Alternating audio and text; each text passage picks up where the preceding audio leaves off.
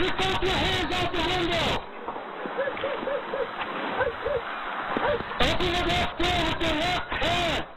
This is a lot of things you have to know because I have to wait. I can't do nothing because I want to say is somebody know or somebody have my daughter. Please just let her go. On a cold February night in 2019, a young woman set out to celebrate her birthday at a nightclub in Boston. What should have been a fun, carefree evening with friends quickly turned into a nightmare as she disappeared without a trace. Hours later, her body was found in a suitcase, abandoned in the trunk of a car, leaving a family shattered and a city in shock. So, who was responsible for this senseless act, and what drove them to commit such a chilling crime? Let's see the disturbing story behind this tragic loss. She was a mother, she was brave, she was strong. She did not deserve this. She went out to celebrate her birthday and never returned home. Jassy Correa was a 23-year-old woman from Boston, Massachusetts. She was known for her vibrant personality and the love she had for her family. Jassy was born and raised in Boston. She grew up in a tight-knit community where she was well loved by those who knew her. She had a radiant smile and a warm heart, always ready to lend a hand or share a laugh with her friends and family. Jassy was described by those close to her as a devoted mother, deeply committed to her daughter who was just 2 years old at the time of her death. Jassy's family played a central role in her life, and she often spoke fondly of her daughter and the joy motherhood brought her. She was a young woman full of potential and dreams, with plans for her future that would never come to fruition.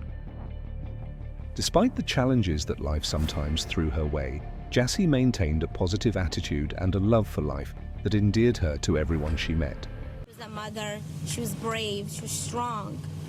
She did not deserve this. Her relationships were meaningful, and she kept close ties with her parents, extended family, and friends. Her daughter was her pride and joy, and she often shared how much she cherished being a mother. Tragically, Jassy's life was cut short in an unimaginable way, and her family and loved ones were left to grapple with the heartache of losing her so suddenly. In the early hours of February 24, 2019, Jassy Correa was out in Boston, celebrating her birthday. The young woman, full of life and promise, had no idea that the night would take a horrific turn that would ultimately end in her tragic death. The man who would bring this devastating fate was Louis Coleman, a stranger to her, who would go on to commit one of the most heart-wrenching and cruel crimes in the city's recent history. Went missing after a night out in Boston. Jassy Correa's family say that she hasn't been in contact with anyone since Saturday night. She was last seen with friends at the Venue nightclub, which is in the theater district. It was a night meant to be filled with celebration. Jassy, accompanied by friends, had been out at a nightclub in Boston, enjoying her birthday. She was described by those who knew her as vibrant, a devoted mother to her 2-year-old daughter, and full of hope for the future. However, her life would be abruptly cut short by an individual who had been lurking in the shadows, ready to strike. At the nightclub, Jassy met Louis Coleman, a man she had no reason to fear. Coleman had arrived at the club and, like many others, engaged in casual interactions with those around him. But as the night wore on, he would fixate on Jassy. According to later accounts, the two exchanged small talk, but nothing about their interaction indicated that it would turn into something as violent as what was to come. Prosecutors releasing footage inside court Wednesday. The video showing the February night 3 years ago when Jassy Correa could be seen barefoot and cold outside a Boston bar trying to find a way home. That's when Jassy met Louis Coleman. Shortly after meeting, Jassy decided to leave the club. Her friends did not immediately know that Coleman had followed her, watching her every move. What should have been a routine departure from the club would instead mark the beginning of a nightmarish sequence of events. At approximately 2:30 a.m., Jassy was seen leaving the nightclub. Coleman, following her, managed to get her into his car. Surveillance footage from the area later confirmed his presence near her at the time of the abduction. The moments that followed were chilling. Coleman had lured Jassy into his vehicle under false pretenses, but as soon as she was inside, the reality of what was happening began to unfold. Women should have a right to go to any nightclub and wear whatever they want to and not worried about being kidnapped and murdered. What is believed to have happened next was an act of unrelenting violence. Jassie's abduction was not impulsive, it was calculated. Coleman had already prepared for this moment. He had previously bought materials that would be used to bind, restrain, and ultimately silence his victim. The tools he had purchased included duct tape, a mask, gloves, and items meant to cover his tracks, such as bleach and cleaning materials. Jassie, trapped in the car, must have realized too late that she was in grave danger. The exact moments of terror she experienced are not fully known, but the evidence recovered later would paint a horrific picture. According to prosecutors, Coleman proceeded to assault Jassie in his car before driving her back to his apartment in Providence, Rhode Island. Of tricking Jassie into believing that he was going to give her a ride back to her friend's apartment, and instead holding her against her will, sexually assaulting her, strangling her to death. Once inside his apartment, Coleman's brutality escalated. Law enforcement investigators later pieced together the crime scene, revealing a horrifying sequence of actions. In the hours after Jassie's abduction, Coleman carried out a series of disturbing activities. At around 4 a.m., surveillance footage showed Coleman dragging Jassie's body into his apartment. It was clear that she had been bound with duct tape and left in a state of unconsciousness or death. Coleman's actions demonstrated not only a deep disregard for human life, but a chilling level of premeditation. He had every intention of disposing of her body in a way that would make it difficult for authorities to trace him. She did not know Coleman, who abducted her and drove her to his apartment in Providence. And 4 days after she was last seen alive, her body was found in a suitcase in the trunk of Coleman's car when police pulled him over on I-95 near Wilmington, Delaware. Inside the apartment, police found more disturbing evidence of Coleman's actions. There were signs of struggle, marks that indicated Jassie fought valiantly for her life.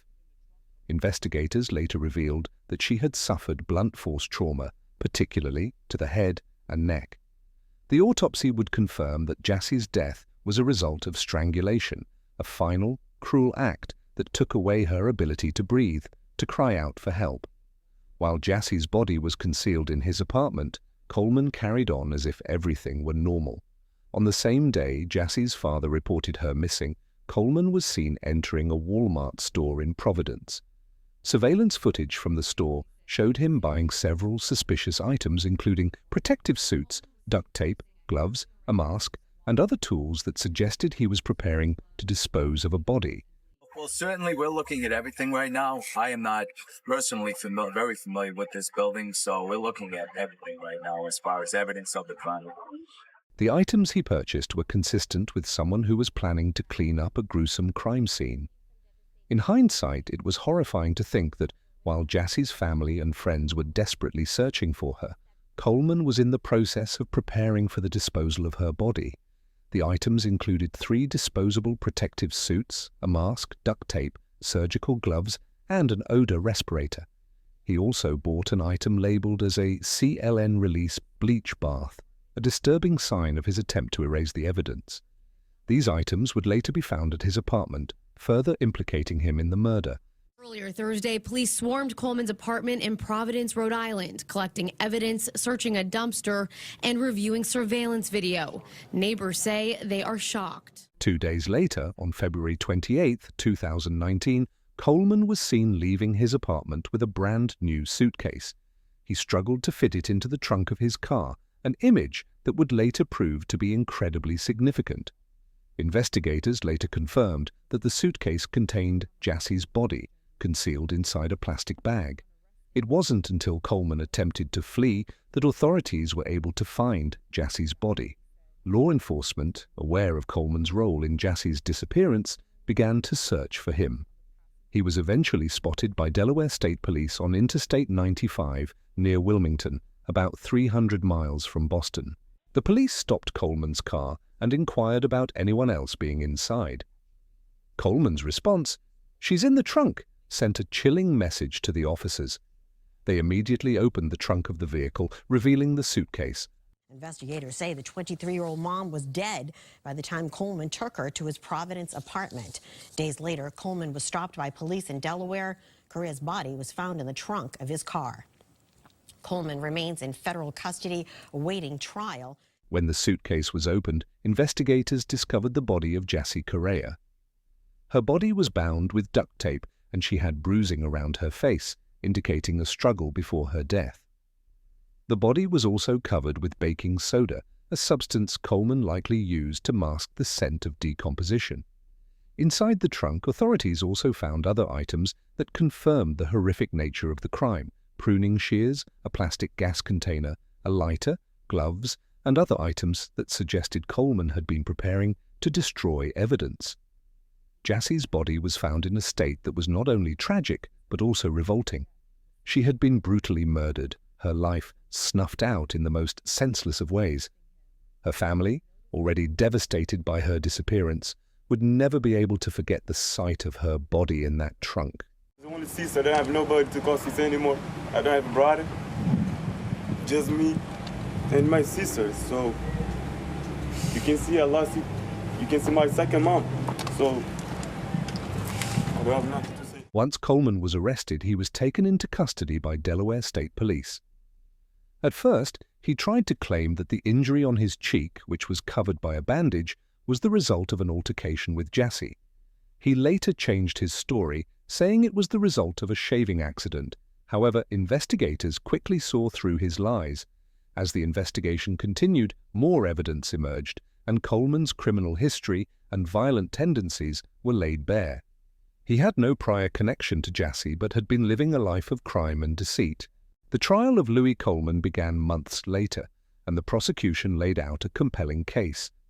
The evidence was overwhelming: the surveillance footage, the purchase of suspicious items, and, most damning of all, the discovery of Jassy's body in the trunk of his car. In June, after a month-long trial, Coleman was found guilty of kidnapping and murdering Jassy Correa. His actions were deemed to be both premeditated and heartless. The jury deliberated and, in the end, handed down a verdict that would ensure he would never again harm another person. Coleman was arraigned in Delaware on fugitive charges and is wanted in Rhode Island for kidnapping, concealing a crime, and mutilation of a body. On Tuesday, August 4, 2021, Louis Coleman was sentenced to life in prison without the possibility of parole.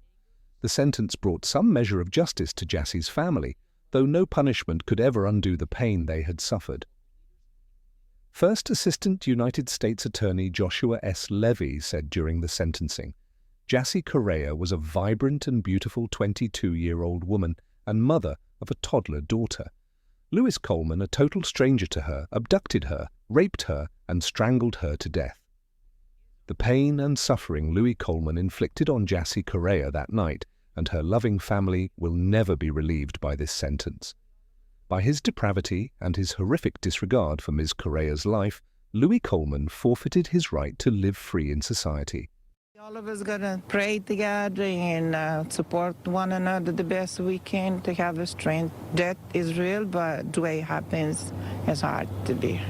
And that was your goal, to come and offer strength today to them? Yes. Jassy's family, while grateful for the conviction, had to face the harsh reality that their daughter, sister, and mother was gone forever. The sentencing offered some closure, but the emotional toll of losing a loved one to such a violent act would never fully heal. Coleman's actions were not only a gross violation of the victim's rights, but a reminder of the depths of human cruelty. The case serves as a tragic story of a life cut short, a family torn apart, and the terrible consequences of one man's monstrous actions. The memory of Jassy Correa, a young woman who had so much more to give, would live on in the hearts of those who loved her. The legal system may have delivered justice, but nothing could bring her back.